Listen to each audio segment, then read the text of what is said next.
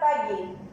Kami dari laboratorium akan memperagakan etika batuk, 5 momen cuci tangan, serta 6 langkah cuci tangan. Sebelumnya kami akan mengucapkan Selamat Hari Kartini.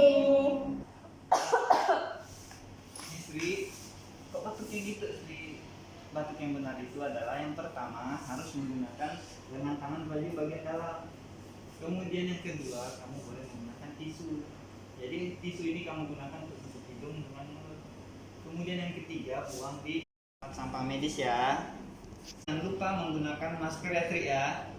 Oke. Setelah itu, jangan lupa cuci tangan. Sebelum mencuci tangan, ada 5 momen yang harus kita ketahui. Yang pertama, sebelum kontak dengan pasien. Kedua, sebelum melakukan tindakan aseptis.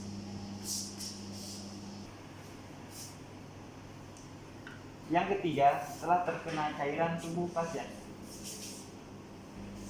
Yang keempat, setelah kontak dengan pasien. 5. Setelah kontak dengan lingkungan sekitar pasien. Peragaan 6 langkah cuci tangan. Yang pertama, menggunakan air mengalir. Kedua, menggunakan hand rub. Dengan air mengalir 60 detik, sedangkan menggunakan hand rub 40 detik.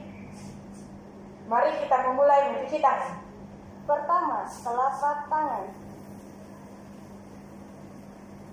Kedua, punggung,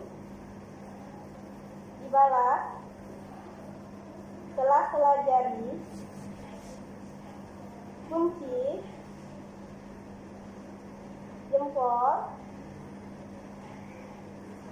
ibala, kuku, ibala. Selesai. Terima kasih.